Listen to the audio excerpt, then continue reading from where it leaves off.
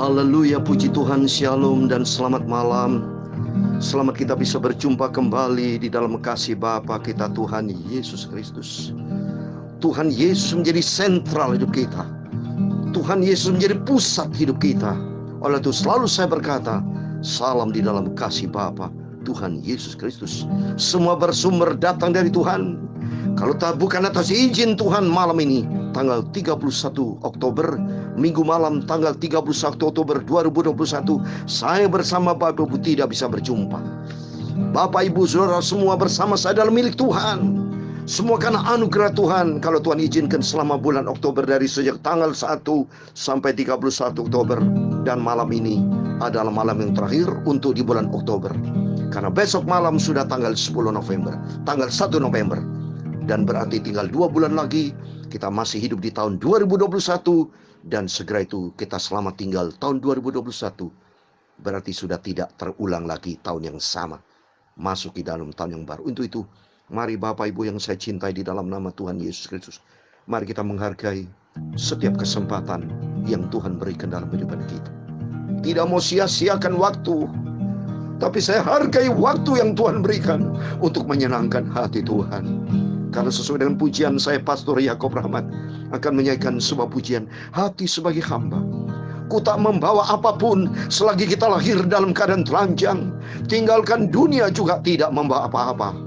Tapi yang kita bawa adalah hati yang menyembah Tuhan, hati yang cinta Tuhan Yesus, hati yang diisi dengan firman Tuhan, hati yang melakukan firman Tuhan, menjadi pelaku firman Tuhan. Itu yang kita bawa, sehingga hidup menyenangkan hati Tuhan.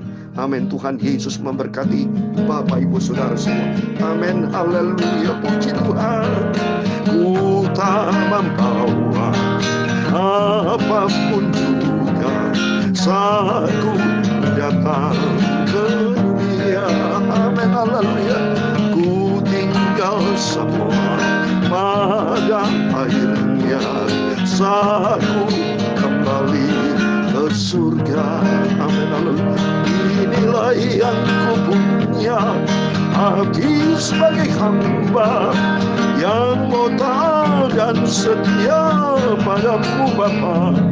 Kemanapun ku bawa, hati yang menyembah. Haleluya, dalam roda kebenaran sampai selamanya. Amin.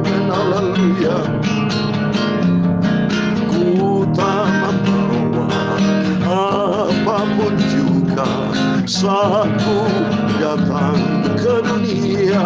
Amin. Haleluya.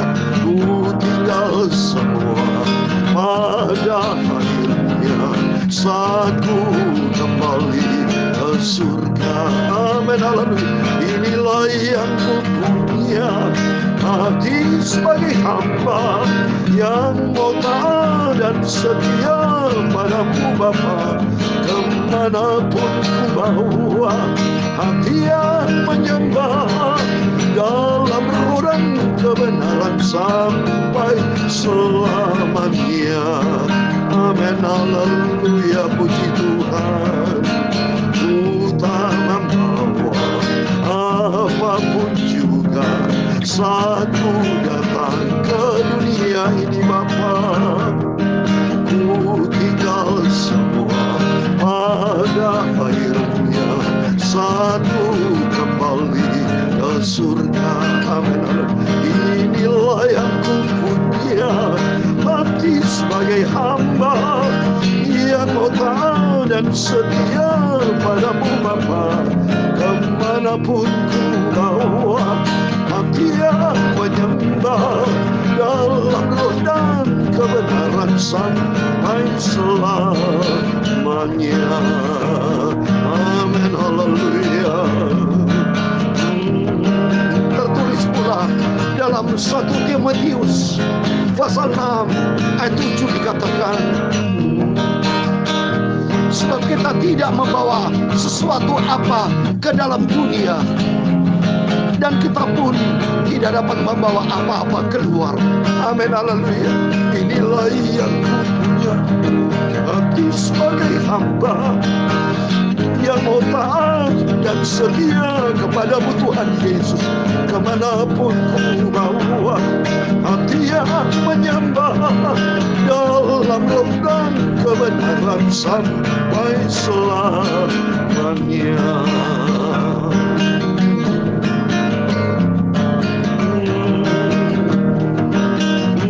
Tertulis pula dalam Ayub pasal 1 ayat 21, katanya, dengan telanjang aku keluar dari kandungan ibuku, dengan telanjang juga aku akan kembali ke dalamnya.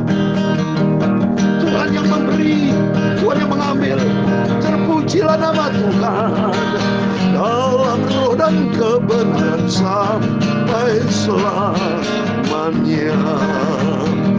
Inilah yang kupunya, hati sebagai hamba yang mau taat dan setia padamu Bapa.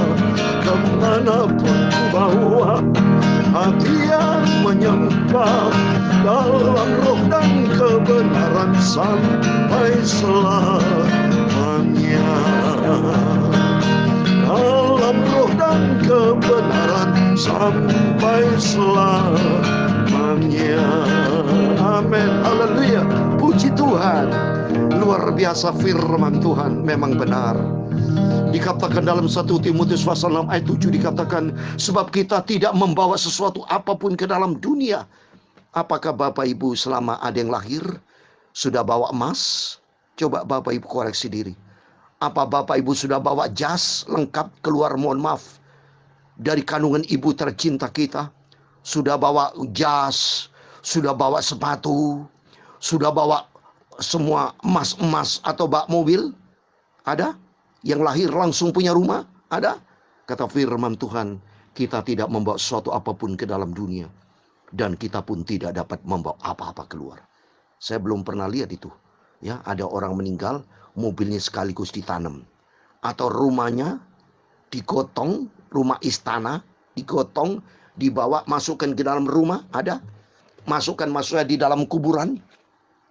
Ada Bapak Ibu? Atau punya uang bertriliun-triliun, ya, di bank ditarik semua, taruh di dalam peti. Ada, ya. Itu selama ini saya tidak pernah melihat seperti itu. Bagi saya pribadi belum pernah saya lihat. Tidak tahu kalau Bapak Ibu ada yang melihat, setahu saya tidak ada, ya. Ini bukti firman Tuhan, iya dan amin. Kita harus akui bahwa kita lahir telanjang, tidak membawa apapun. Seperti firman Tuhan dalam Ayub 1 ayat 21 dikatakan, katanya, dengan telanjang aku keluar dari kandungan ibuku, dengan telanjang juga aku akan kembali ke dalamnya. Tuhan yang memberi, Tuhan yang mengambil, terpujilah nama Tuhan. Sadar setiap kita mari melalui firman-firman Bapak Ibu Saudara semua, kita responi dengan sungguh-sungguh. Orang berhasil itu kalau meresponi hidup ini dengan sungguh-sungguh. Bekerja kalau sungguh-sungguh, hasilnya beda dengan kerjaan yang asal-asalan. Demikian juga iman kepada Yesus. Tuhan berkata kan dalam Ibrani 11 ayat 6, Tuhan akan memberi upah kepada orang sungguh-sungguh mencari Dia. Itu ada Ibrani 11 6. Coba Bapak Ibu buka dong. Saya sendiri kan baca firman Tuhan sudah puluhan kali, saya langsung hafal itu. 100% benar. Coba nih. Di Ibrani 11 ayat 6b. Bahwa Allah memberi upah kepada orang sungguh-sungguh mencari Dia. Oleh karena itu mari kita mau sungguh-sungguh mencari Tuhan. Bukan asal-asalan mencari Tuhan. Saya tidak asal-asalan Bapak Ibu.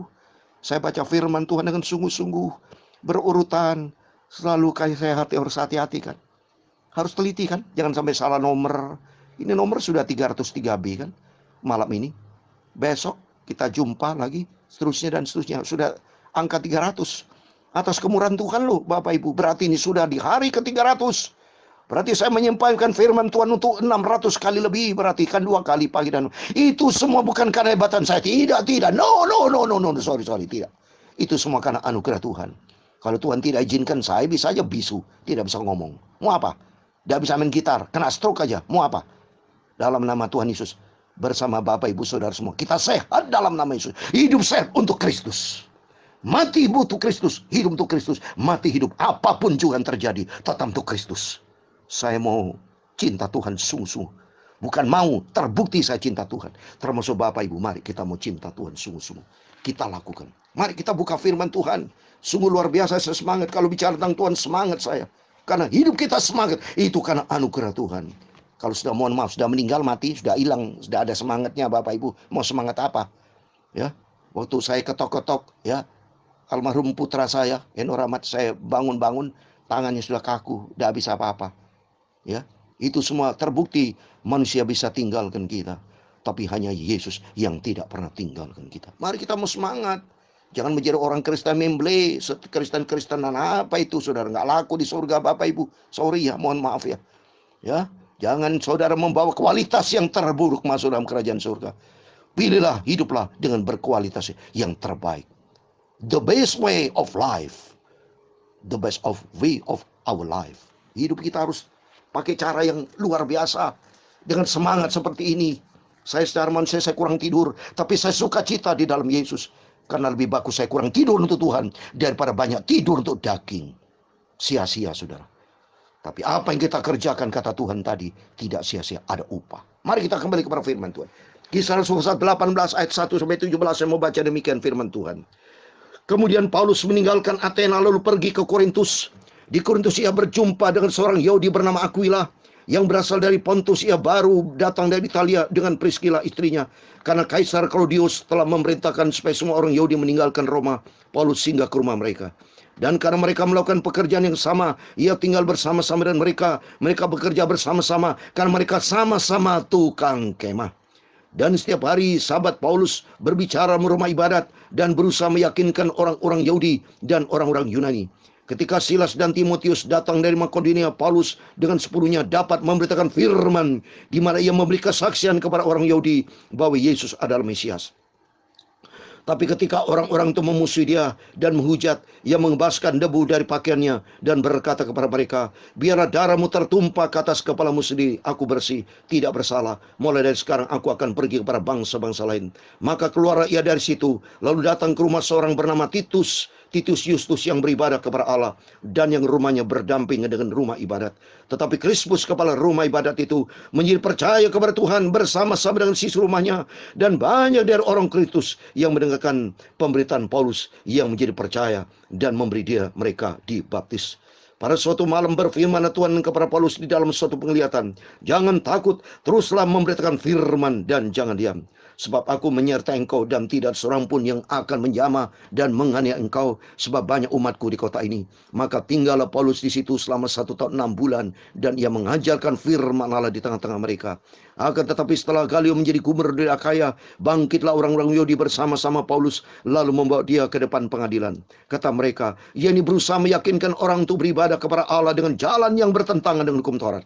Ketika Paulus hendak mulai berbicara, berkatalah Galio kepada orang Yahudi itu, hai orang Yahudi, jika sekiranya dakwaan menjadi suatu pelanggaran atau kejahatan, sudahlah sepatutnya aku menerima perkaramu.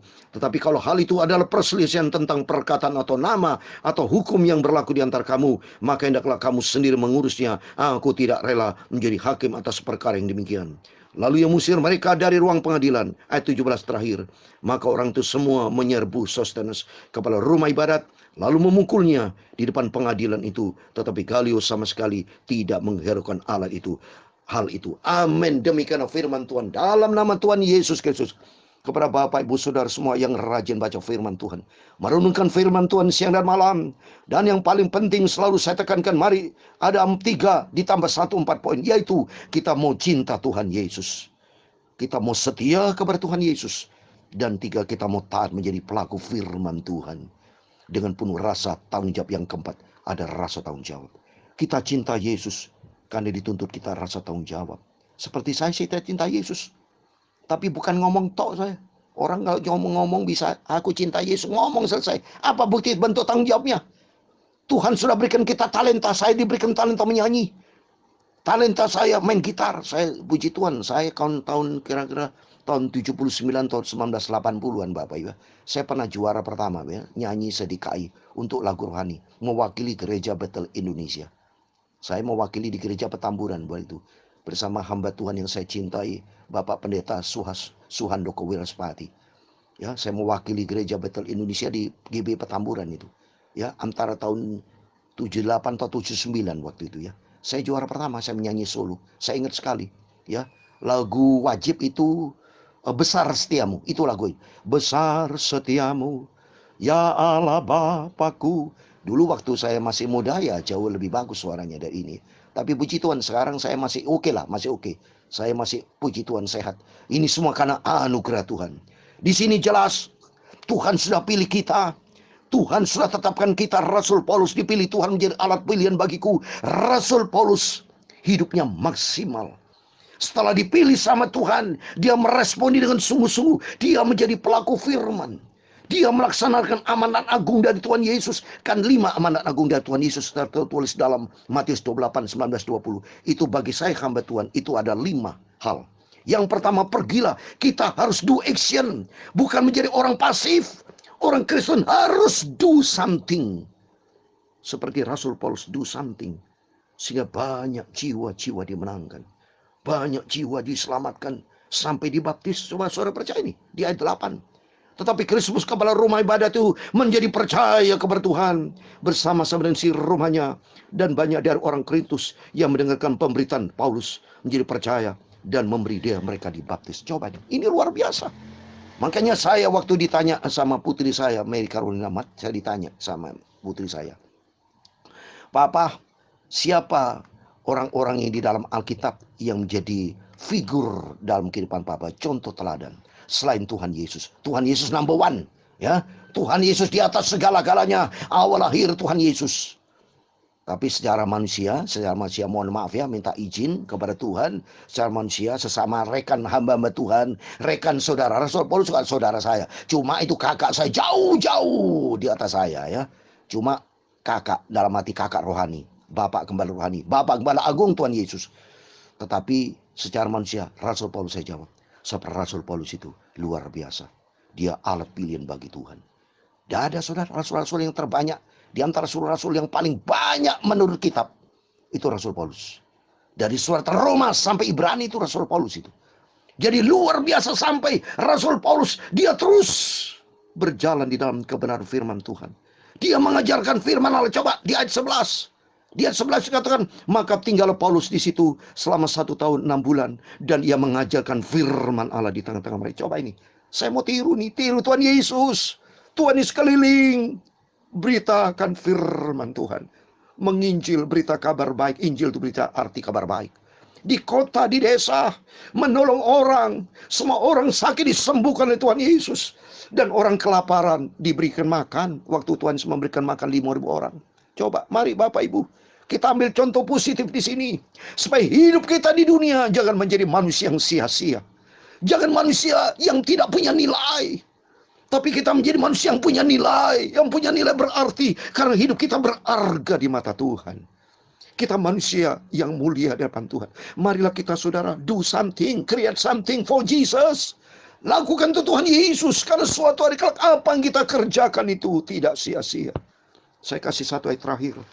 Semangat, saya cinta Tuhan. Saya cinta Tuhan sungguh-sungguh. Dalam 1 Korintus 15 ayat 58. Jadi ayat terakhir buat kita bersama. Supaya mari Bapak Ibu, suatu hari kalau kita tinggalkan dunia. Tapi jangan pernah tinggalkan dunia di dalam keadaan nothing. Saudara koreksi diri. Apakah saudara sudah membawa something? Kalau saya sudah got something. Tuhan Yesus yang saya cintai. Dan kedua, saya sudah beritakan firman Tuhan. Persoalan Bapak Ibu gak mendengar urusan Bapak Ibu. Yang penting saya sudah dilihat Tuhan. Saya beritakan firman kebenaran. Firman tentang Yesus Kristus. Tuhan ada juru selamat kita. Dia berjanji untuk memberikan janji hidup yang kekal. Buat setiap orang percaya dan taat kepada firman Tuhan. Saya kasih terakhir. Saya tidak bisa lama-lama. Karena ini terus terang kan. Khawatir kalau lama-lama saya maunya lama Bapak Ibu ya. Tapi Bapak Ibu khawatirnya bosan nanti dengar suara saya. Tapi saya secara singkat, yang penting saya beritakan firman. Dan saya kasih terakhir 1 Korintus 15 ayat 58, demikian firman Tuhan. Karena itu saudara-saudaraku yang kekasih, berdirilah teguh, jangan goyah. Dan giatlah selalu dalam pekerjaan Tuhan. Sebab kamu tahu bahwa dalam persekutuan dengan Tuhan, jeripaymu tidak sia. Amin.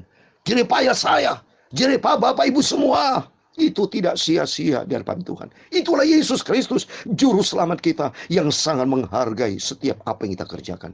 Asal kita jangan pasif, lahir pasif, prosesnya pasif, sampai dipanggil Tuhan pasif. Nothing, tidak melakukan apa-apa.